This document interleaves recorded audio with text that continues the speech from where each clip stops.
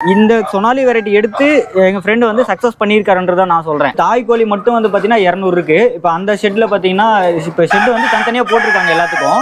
இப்போ இந்த மாதிரி ஏணி செட்டப் வந்து பார்த்தீங்கன்னா நைட்டில் அடங்கும் போது இந்த மேலே ஏறி நின்றுக்கிறதுனால அதோட கழிவுலேருந்து வர எஃபெக்ட் பார்த்தீங்கன்னா வராமல். இன்னொரு அட்வான்டேஜ் என்னன்னா இது எக்கு ஈல்டு நல்லா இருக்குண்ணா. வருஷம் எப்படி பார்த்தாலும் ஒரு 240 மூட்டை வரைக்கும் கொடுத்துருது. இது வந்து சிறுவிட சாயல்லே இருக்கும்ண்ணா. இதில் வந்து பார்த்தீங்கன்னா கலர் அங்கே நிறைய வெரைட்டி வருது. இந்த கண்ணாடு வந்து ஒரு கருவலைய மாதிரி இருக்கும்ண்ணா. ஸோ அதே மாதிரி காலும் கொஞ்சம் கருப்பு கலந்து வரும்ண்ணா. இதில் இன்னொரு விஷயம் என்னன்னா ஒன்னோட கொத்திக்கிறது கிடையாதுண்ணா. இது வந்து பார்த்தீங்கன்னா கிட்டத்தட்ட பார்த்தீங்கன்னா ஒரு 1.5 வயசு கிட்ட நம்ம வந்து பண்ணையில் அடைச்சு போட்டு வளர்க்குறது இந்த பிரீடு சூப்பராக இருக்கும்ண்ணா. உங்ககிட்ட வந்து பார்த்தீங்கன்னா டேபிள் எக்ஸும் கிடைக்குது, ஃபெர்டிலிட்டி எக் நம்ம ஹேச்சபிள் எக்ஸும் கிடைக்குது, அப்புறம் டே ஓல்டு சிக்கு 1 வீக்கு, அப்புறம் 1 மந்த் சிக்கும் கிடைக்குது, அப்புறம் கறிக்காக கேட்டாலும் சேல் பண்ணுறாங்க, அப்புறம் தாய் கோழியாக வேணும்னாலும் சேல் பண்ணுறாங்கண்ணா.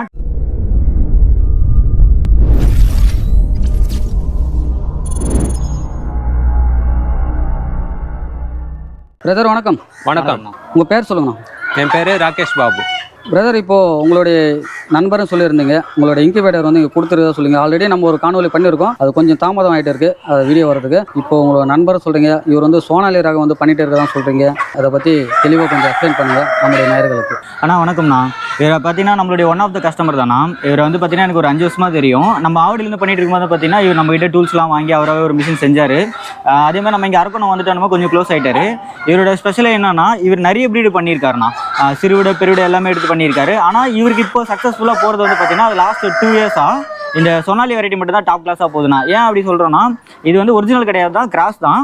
இதோட ஒரிஜினல் ஆர்ஜின் வந்து பார்த்தீங்கன்னா எகிப்தியன் பயோமின்னு சொல்லுவாங்கண்ணா இது பேர். ஆக்சுவலாக இந்த ப்ரீடோட ஸ்பெஷல் என்னன்னா நம்ம ஒரிஜினல் சிறுவிட மாதிரியே இருக்குங்கண்ணா.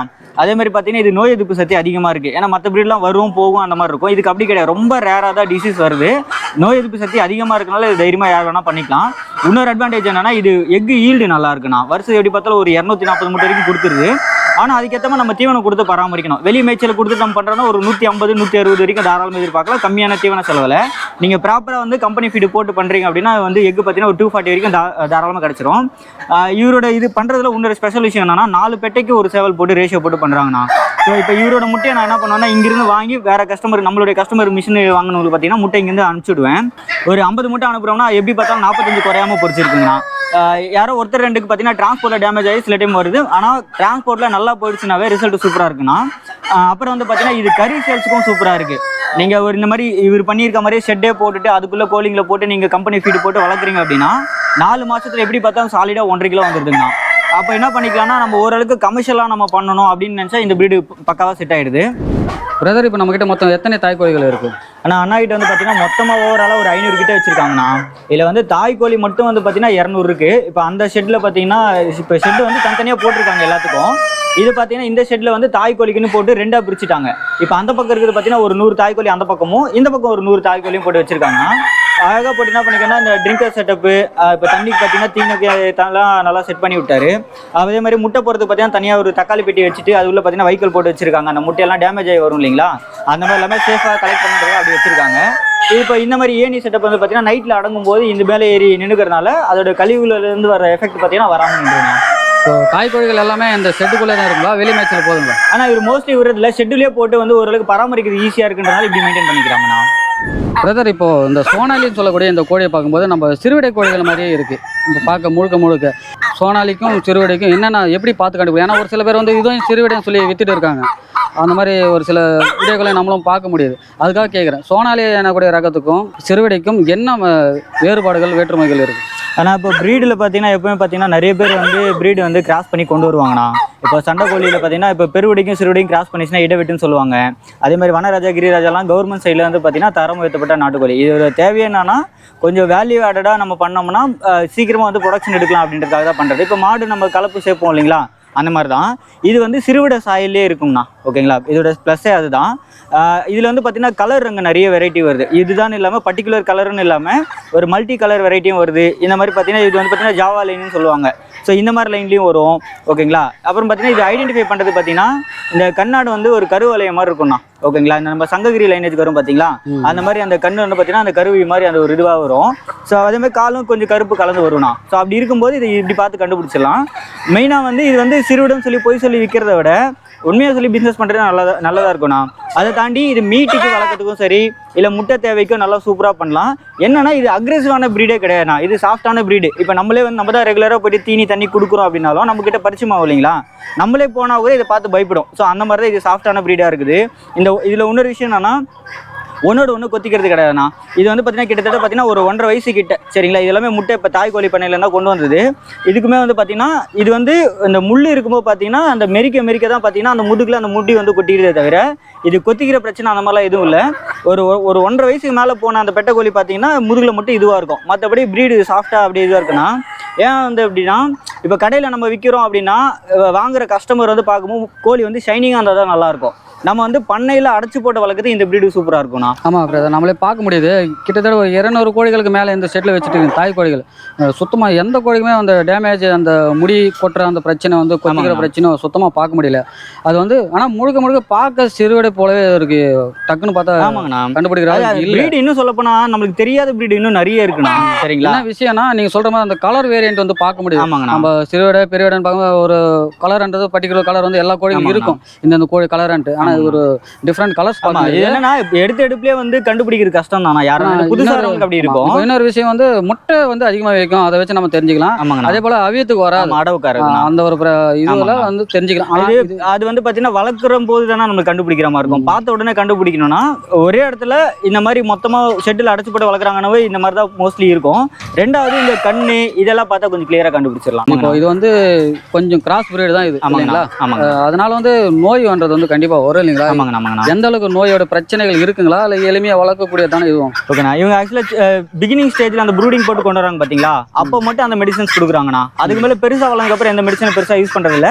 எப்பயா சளி பிடிக்கினா மட்டும் அதுக்கேற்ற மருந்து மட்டும் யூஸ் பண்ணிக்கலாம். இந்த 1 மந்த்துக்குள்ள அந்த டிராப்ஸ் கொடுக்கலாம். ஆமாங்கண்ணா, அந்த F1 லசோட்டா IBD இது மட்டும் யூஸ் பண்ணிக்கிறாங்கண்ணா பிகினிங் ஸ்டேஜ்ல. அப்புறம் போக வளர்ந்ததுக்கு அப்புறம் எந்த ஒரு இதுவும் அப்புறம் 3 மந்த்ஸ் 6 மந்த்ஸ் இன்ஜெக்ஷன் அதெல்லாம் பண்றது இல்லை. அதெல்லாம் எதுவும் பண்றது இல்லை. அதெல்லாம் நோய் எதிர்ப்பு சக்தி வந்து நல்லா தான். ஆமாங்கண்ணா, இவரு ஆக்சுவலா நான் கேட்கும்போது அதுதான் சொன்னாங்க. என்னன்னா வேற ஏதாவது மருந்து தரீங்களா, டிவார்மிங்லாம் பண்ணணுமேனு கேட்டா இல்ல அதெல்லாம் எதுவுமே இல்லை, நான் ஸ்டார்டிங்ல பண்ணதோட சரி அதுக்கப்புறம் இது வரைக்கும் எதுவுமே பண்ணல அப்படின்னு சொல்றாங்க. ஆனா இப்போ நீங்க தீவனம் போடுறீங்களா, என்ன மாதிரி தீவனம் சிக்குல இருந்து எந்த மாதிரி போட்டுட்டு வரீங்கண்ணா? ஒன் டே சிக்கு வந்து பாய்லர் ஃப்ரீ ஸ்டார்டர் போடுவேன். ஓகேண்ணா. அப்புறமா ஒரு 2 மாசத்துக்கு அப்புறமா க்ரோயர் போடுவேன். ஓகேண்ணா. க்ரோயர் அப்புறமா வந்து முட்டை போடும்போது வந்து லேயர் மேஷ் போடுவேன். லேயர் போட்டுருக்கீங்க. சரிண்ணா, இப்போ நீங்கள் பிகினிங் ஸ்டேஜில் மட்டும் ஊசி போடுற மருந்து போடுறேன்னு சொன்னீங்களா, என்னென்ன மருந்து கொடுக்குறீங்கண்ணா? ஸ்டார்டிங்கில் 7வது நாள் வந்து F1 போடுவேன். 14வது நாள் வந்து IBD, 21வது நாள் வந்து லசோட்டா கொடுத்துட்டு அப்புறமா 45வது நாள் வந்து பவுல் பாக்ஸ் போடுவேன். அப்புறமா 70வது நாள் வந்து RDVK போடுவேன். அவ்வளோதாண்ணா. அதுக்கப்புறம் எந்த மருந்து? அதுக்கப்புறமா எந்த மருந்து போட மாட்டேன். ஏதாவது சளி கிளி பிடிச்சதானே என்ட்ரோஃப்ளாக்சின் BHன்ட்டு ஒரு மருந்து இருக்கு, அது கொடுத்து விட்டாவே போதும். ஓகேண்ணா. அப்பப்போ தண்ணி வைக்கும்போது வாரத்தில் 1 நாள் 2 நாள் வந்து B காம்ப்ளெக்ஸ் கலந்து தண்ணியில். ஓகேண்ணா. அப்புறம் முட்டை போடுறதுக்கு ஸ்பெஷலாக வேற ஏதாச்சும் நீங்கள் கொடுக்குறீங்களாண்ணா? முட்டை போடுறதுக்கு கருவாடு நல்லா ஊற வச்சு இது பண்ணி அந்த மாதிரி எல்லாம் இல்லை. மார்க்கெட்டு வேஸ்டேஜ் காய்கறி அதெல்லாம் கீரை அது மாதிரி போட்டாலும் சாப்பிட்ரும். அது நல்லா வேஸ்டேஜ் போட்டாலுமே நல்லா போட்டாலும் சாப்பிட்றோம். அப்படி நீங்கள் அந்த மாதிரி போட்டுட்டு இருக்கீங்களா? நானும் போடுவேன். சரி, ஓகே. புதுசாக கோழி பண்ணைக்குள்ளே வராங்க, அதாவது கோழி வளர்க்கணும்னு சொல்லி வரக்கூடியவங்க நிறைய கன்ஃபியூஷனில் வராங்க. என்ன மாதிரியான ப்ரீடு வந்து வளர்க்கலாம், இது உள்ளே வரும்போது ஏமாறக்கூடிய விஷயங்கள் தான் முக்கியமாக நிறைய நடக்குது. அந்த ஏமாற்றத்தோட அவங்களோட ஆசைகளை அங்கேயே புதைச்சிட்டு பின்னோக்கி போயிடுறாங்க. இப்போ அந்த மாதிரி இருக்கும்போது இந்த சோனாலின்னு சொல்லக்கூடிய இந்த ரகத்தை வந்து நீங்கள் வளர்த்துட்டு இருக்கீங்க, இந்த ரகத்தை வந்து தேர்ந்தெடுத்து பண்ணலாமா? புதுசாக பண்ணுறவங்களா இருந்தாலும் சரி, இல்லை கோழி பண்ண வைக்கணும்னு நினைச்சாலும் சரி, இல்லை கோழி வளர்ப்பில் ஏதாச்சும் பெருசாக பண்ணணும்னு நினைக்கிறவங்களும் சரி, இந்த ஒரு ரகத்தை தேர்ந்தெடுத்து என்னென்ன மாதிரி பண்ணால் அவங்க வெற்றிகரமாக லாபகரமாக எந்த ஒரு கோழி பண்ணையை வந்து கொண்டு போகலான்னு நினைக்கிறீங்க? நான் நீங்கள் கேட்குற கேள்வி ரொம்ப முக்கியமானதுண்ணா. ஏன் அப்படி சொல்கிறேன்னா, நானுமே வந்து பிகினிங் ஸ்டேஜில் பெருவுடன் சொல்லி அசில் கிராஸை வாங்கி நானுமே லாஸ் பண்ணியிருக்கேன். ஏன்னா புதுசாக வரும்போது நிறைய விஷயம் நம்மளுக்கு தெரியாதுண்ணா. நான் வந்து சொனாலிக்கு சப்போர்ட் பண்ணுற ஆளான்னு கேட்டால் கிடையாது. இந்த சொனாலி வெரைட்டி எடுத்து எங்கள் ஃப்ரெண்டு வந்து சக்ஸஸ் பண்ணியிருக்காருன்றதை நான் சொல்கிறேன். இப்போ புதுசாக ஒரு பண்ணி நீங்கள் எடுத்து ஸ்டார்ட் பண்ணுறீங்க அப்படின்னா எடுத்து நம்ம கம்மியான பட்ஜெட்டில் ஸ்டார்ட் பண்ணக்கூடிய ஒரே விஷயம் பார்த்தீங்கன்னா இந்த கோழி வளர்ப்பு மட்டும்தான். ஆனால் எண்ட் ஆஃப் த டே வந்து பார்த்தீங்கன்னா இது நம்ம ப்ராஃபிட்டபுளாக கொண்டு போகிறோம்ன்றதான் முக்கியமாக இருக்கும். இப்போ வந்து நம்ம வந்து நீங்கள் சிறுவிடன்னு சொல்லி பண்ணலாம், பேஷனாக பண்ணுறவங்க இருக்காங்க, பிஸ்னஸ்க்காக வந்து பண்ணுறவங்களும் இருக்காங்க. இப்போ சண்டைக்கோழி பார்த்தீங்கன்னா காசுன்றது 2வது தான். அவங்களாம் பார்த்தீங்கன்னா ஃபுல்லாக வந்து பேருக்காகவும் அந்த இதுக்காகவும் ஒரு இது பண்ணுவாங்க. ஸோ அது வந்து பார்த்தீங்கன்னா நம்ம கமர்ஷியலாக கொண்டு போய் நல்ல காசு பார்க்க முடியுமானா கிடையாது. இப்போ என்னன்னா வந்து பார்த்தீங்கன்னா வேறு ஜாபுக்கு போகாமல் இதுவே பண்ணுறாங்க, இது பிடிச்சி போய் பண்ணுறாங்க. ஆரம்பித்த ஸ்டார்டிங்கில் பார்த்தீங்கன்னா சிறுவிடை பெருவிடை எடுத்து பண்ணும்போது இவருக்கு அந்தளவுக்கு வந்து மார்க்கெட் பண்ண முடியல. கண்டிப்பாக ஒரு சிறுவிடை நீங்கள் எடுத்து பண்ணுறீங்கன்னா கண்டிப்பாக ஒரு 7-8 மாதம் ஆகிடணும். ஸோ அதுக்கு நம்ம செலவு பண்ணுற காசு பார்த்தீங்கன்னா அந்த விற்கும்போது அது காசு வருதான்னு பார்த்தா கிடையாது. இது வந்து பார்த்தீங்கன்னா நீங்கள் மேய்ச்சலில் வளர்த்தாலும் சரி, ஷெட்டில் வளர்த்தாலும் சரி, ஒரு 100 ரூபாய் செலவு பண்ணோமா 200 ரூபாய்க்கு விற்றோமா 100 ரூபாய் லாபம் இருக்குன்ற கான்செப்டில் இது ப்ராஃபிட் கிடைச்சிருது. நம்ம வந்து சக்ஸஸ்ஃபுல்லாக பண்ணுறோமான்றது தான் முக்கியம். ஸோ ப்ரீடு செலெக்ஷன் பார்த்தீங்கன்னா சில பேருக்கு வாத்து வளர்ப்பாங்க, அந்த ஏரியாவுக்கு நல்லா இருக்கும், அது சேல்ஸ் நல்லா போகும். சில ஊருக்கு இப்போ கொங்கு பெல்ட்லாம் பார்த்தீங்கன்னா பெருவிடை தான் போகும், சிறுவிடெல்லாம் பார்த்தீங்கன்னா பெரும்பான்மையாக அவங்க வாங்க மாட்டாங்க. அந்த மாதிரி ஊருக்கு ஏற்ற மாதிரி போகும். நீங்கள் ஒரு மீட் சேல்ஸ் பண்ணுறேன் அப்படின்னா சொனாலி நல்லா இருக்குங்கண்ணா. நீங்கள் எந்த வெரைட்டி வேணாலும் நீங்கள் மீட்டுக்கு கொடுக்கலாம். ஆனால் சொனாலின்னும் போது நம்ம ப்ரொடக்ஷன் பண்ணுறதுக்கும் சரி, தாய்க்கோழி மெயின்டெனன்ஸும் ஈஸியாக இருக்குது. ப்ளஸ் வந்து இது ஹேச்சிங் ரேஷியோ நல்லா இருக்குண்ணா. நான் பார்த்த வரைக்கும் வந்து பார்த்தீங்கன்னா நானும் இந்த அண்ணா கிட்ட நிறைய முட்டை வாங்கியிருக்கேன். ஸோ இவர்கிட்ட வாங்கின பட்சத்தில் பார்த்தீங்கன்னா எனக்கு ஒரு 100 முட்டை வைக்கிறேன்னா ஒரு 88 சிக்கு வரைக்கும் நான் ஹேட்ச் பண்ணி நான் எடுத்திருக்கேண்ணா. ஸோ அந்த மாதிரி போகும்போது நம்மளுக்கு தேவை சக்ஸஸ் ரேஷியோ. ஸோ அதுக்கு இந்த ப்ரீடு செட் ஆகிடுச்சு, தாராளமாக பண்ணலாம்ண்ணா. ஆனால் இவங்ககிட்ட வந்து பார்த்தீங்கன்னா டேபிள் எக்ஸும் கிடைக்குது, ஃபெர்டிலிட்டி எக் நம்ம ஹேச்சபிள் எக்ஸும் கிடைக்குது, அப்புறம் டே ஓல்டு சிக்கு 1 வீக்கு, அப்புறம் 1 மந்த் சிக்கும் கிடைக்குது. அப்புறம் கறிக்காக கேட்டாலும் சேல் பண்ணுறாங்க, அப்புறம் தாய்க்கோழியாக வேணும்னாலும் சேல் பண்ணுறாங்கன்னா. டிரான்ஸ்போர்ட்டை பொறுத்த வரைக்கும் எக்கை பொறுத்த வரைக்கும் பார்த்தீங்கன்னா என்ன பண்ணாங்கன்னா கொரியரில் அனுப்பிச்சிடுறாங்க. மற்றபடி கோழி எதனா வேணால் டேரெக்டாக வந்து எடுத்துக்கிற மாதிரி இருக்கும்னா. நான் இப்போ ப்ரைஸ் என்னன்னு கேட்டு சொல்லிடுறேன். ஆனால் இப்போ நீங்கள் டேபிள் எக் சேல் பண்ணுறீங்களாண்ணா, என்ன ப்ரைஸுக்கு நான் சேல் பண்ணுறேன்? டேபிள் எக் வந்து 12 ரூபாய்க்கு சேல்ஸ். ஓகே. நான் ஃபெர்டிலிட்டி எக் வந்து அடை வைக்கிற முட்டை வந்து என்ன ரேட்டுக்கு சேல் பண்ணுறேன்? அடை முட்டை வைக்கிற வந்து 18 ரூபா வரையும் போய்கிட்டு இருக்கு. ஓகேண்ணா. இப்போ அது கேட்டாங்கன்னா நீங்கள் கொரியர் பண்ணிக்கலாம். கொரியர் பண்ணிக்கலாம். என்ன கொரியர் பண்ணுறீங்கண்ணா? நான் பார்சல் சர்வீஸ் பண்ணுறதா இருந்தால் MSSல போடுவேன். சரிங்கண்ணா. நான் ப்ரொஃபஷனல்லையும் போடலாம். ஓகேண்ணா. டெலிவரி சார்ஜஸ் வந்து தனியாக, டெலிவரி பேக்கிங் வந்து தனியாக வரும். சரி, டே ஓல்டு சிக்கனா என்ன ரேட் தரீங்கண்ணா? டே ஓல்டு சிக்கு வந்து டே ஓல்டு வந்து 40 ரூபாய்க்கு தரும். ஓகேண்ணா. இப்போ ஒரு 1 வீக் ஓல்டு அப்படின்னா 1 வீக்குன்னா ஒரு 70 ரூபா 75 ரூபா. ஓகேங்கண்ணா. மந்த் ஓல்டுன்னா ஓல்டுன்னா ஒரு 140 ரூபா 120 ரூபா 120 ரூபா அந்த மாதிரி பண்ணுறீங்க. சரிங்கண்ணா. இப்போ உங்ககிட்ட தாய்க்கோழியாக வேணும் அப்படின்னா எத்தனை மாதம் வயசில் கொடுப்பீங்க, அப்புறம் என்ன ரேட்டுக்கு கொடுப்பீங்கண்ணா? தாய்க்கோழியானது முட்டை வைக்கிற ஸ்டேஜில் கேட்குறீங்க. ஆமாண்ணா. முட்டை வைக்கிற ஸ்டேஜ் வந்து ஒரு 400 ரூபா ரேஞ்சில் 450 ரூபா ரேஞ்சில். ஓகேண்ணா. இது இப்போ எத்தனை மாசத்துல முட்டைக்கு வரும்ண்ணா? இது வந்து ஒரு 140 நாள்ல முட்டைக்கு வந்துருது இல்லைங்களா? சரி, ஓகேங்கண்ணா. இப்போ வந்து பார்த்தீங்கன்னா இப்போ கறிக்கு விற்கிறீங்க அப்படின்னா என்ன ரேட்டுக்கு வந்து சேல்? கறிக்கு வந்து அப்படியே உயிரிடை வந்து 350 ரூபா கொடுத்துட்டு இருக்கேன். உயிரிடம் 350 ரூபா கொடுத்துட்டு. ஓகே. அப்படியே லைவா அப்படியே கொடுத்துறேன். ஓகே. க்ளீன் பண்ணி கொடுக்குறது அந்த மாதிரிலாம் க்ளீன் பண்ணி கொடுக்குறதா இருந்தாலும் கொடுப்பேன், ஃப்ரீயா இருந்தால் க்ளீன் பண்ணி கொடுப்பேன், டைம் இருந்தால் கொடுப்பேன். சரி, ஓகேங்கண்ணா. சரிங்கண்ணா. இப்போ யாருக்காவது முட்டையோ இல்லை கோழியோ இல்லை ஒரு நாள் கோழி குஞ்சோ தேவைப்படுதுன்னா உங்களை தொடர்பு கொள்ளலாம். உங்களோட தொடர்பு எண் சொல்லிடுங்க. என் நம்பர் வந்து 7639345521. சரிங்கண்ணா. கண்டிப்பாக யாருக்குன்னா தேவைன்னா உங்களை தொடர்பு கொள்வாங்கன்னா உங்கள் நேரத்தை ஒதுக்கி தெளிவாக இந்த கோழி வளர்ப்பை பற்றி தெளிவாக சொல்லியிருந்தீங்க. பிரதர், உங்களுக்கும் ரொம்ப நன்றி பிரதர். ரொம்ப அருமையாக தெளிவாக சொல்லுங்கள். ரொம்ப நன்றி. நன்றி.